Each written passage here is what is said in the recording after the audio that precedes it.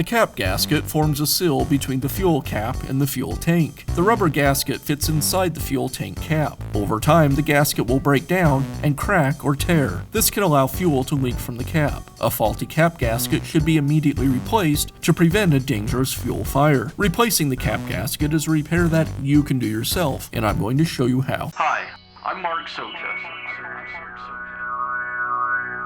Do-it-yourself repairs like these are easier than you might think. From lawn machines to cordless drills, kitchen mixers, Outdoor grills. our how-to videos walk you through each repair from start to finish. So doing it yourself means never having to do it alone. Let's get started. I'll begin by unscrewing the fuel cap. Next, I'll pull the lanyard out of the fuel tank. Now I'll use a pick to remove the old O-ring. And now I can install the new O-ring. I'll place it over the lanyard and tuck it in down at the base of the cap. With the gasket installed, I'll finish by reinstalling the lanyard into the tank